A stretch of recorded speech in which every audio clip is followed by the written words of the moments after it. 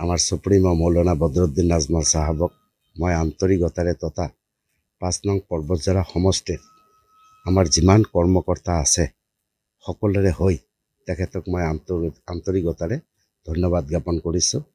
আৰু লগতে স্ক্ৰিনিং কমিটিৰ যিসকল মাননীয় সদস্য আজি তেখেতসকলৰ মেহনতত যি সিলেকশ্যন কমিটি ওলাইছে, কমিটিৰ দ্বাৰা আমি সিলেকশ্যন পালোঁ, যি 9জন ফাৰ্ষ্ট ফেজত দিয়া হ'ল, সকলোকে মই অভিনন্দন জনাইছোঁ আৰু কংগ্ৰেচুলেশ্যনো জনাইছোঁ।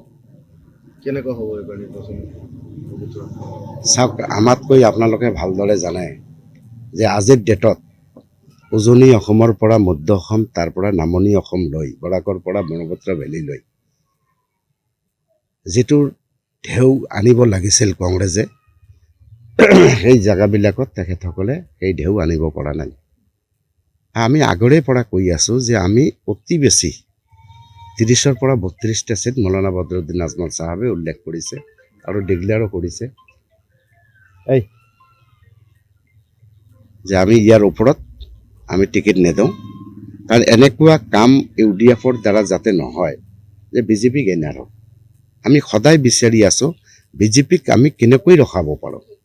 তাৰ কাৰণে মৌলানা বদৰুদ্দিন আজমল চাহাব এণ্ড বাহিনী সদায় কাম কৰি আছে। আজিৰ ডেটত আমি যিটো কেলকুলেশ্যন কৰিছোঁ যে আমি মাইনৰিটি এলেকাতে আমি য'ত আমাৰ উইনিং চান্স তাতে আমাৰ টিকেট দিয়া হ'ব। আৰু ইনশাল্লাহ সকলোৰে দোৱা আশীৰ্বাদত আমি অধিকাংশ মাইনৰিটি এলেকাত আমি জিকিবলৈ আজিৰ ডেটত সক্ষম হৈ আছোঁ। চাওক, মাইনৰিটি এলেকাত এতিয়া আমি বিচাৰিছিলোঁ মনে প্ৰাণে কংগ্ৰেছৰ মিত্ৰতা হওক। নৰেন জ্যোতিৰ লগত কৰিছে, তাৰপিছত বিভিন্ন দল সংগঠনৰ লগত কৰিলে। আমি বিচাৰিছিলোঁ যে ৰাইজৰ দলৰ লগতো হওক।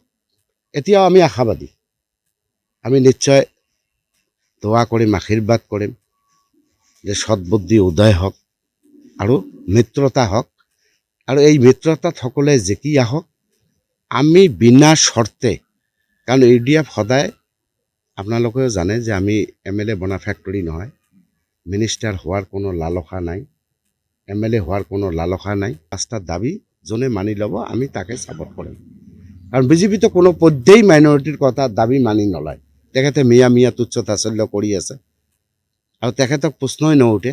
বিজেপিক বাদ দি যোনে অসমত চৰকাৰ কৰিবলৈ যাব আমি বিনা শৰ্তে তেখেতসকলক আমি ছাপোৰ্ট কৰিম। সেইদিনা সুভান চৰকাৰে এটা অভিযোগ উত্থাপন কৰিছে, আপোনালোকৰ যিহেতু 3জনকৈ বিধায়কে NDA পক্ষত কোনো দল পক্ষত ভোটদান কৰিছে, UDF যে NDAৰ বা বিজেপিৰ যে বি টিম জল পক্ষত বুলি কিনে। লগতে এইখিনিও ক'ব লাগিছিল যে আমাৰ কংগ্ৰেছৰ বিধায়কো বিজেপিত গৈছে আৰু তেখেতসকলেও ছিগনেচাৰ কৰিছে। এই কথাখিনি লগত ক'লে ভাল দেখায়। UDFৰ পৰা 1.5 বছৰ আগতে 2জনক ছাছপেণ্ডেড MLA।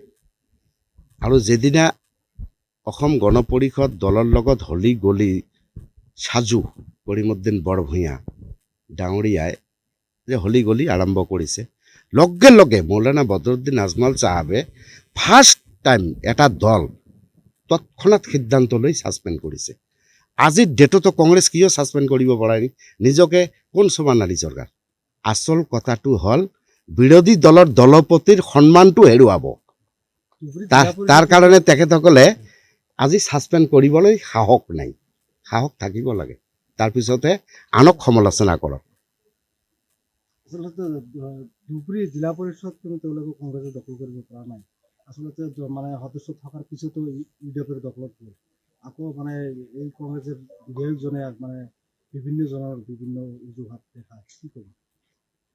চাওক, তেতিয়া আমি শুনিছোঁ, দেখিছোঁ, মানে প্ৰত্যক্ষ কোনে আছিল কোনে কি কিছু কথা আমি মিডিয়াত ক'ব নোৱাৰোঁ।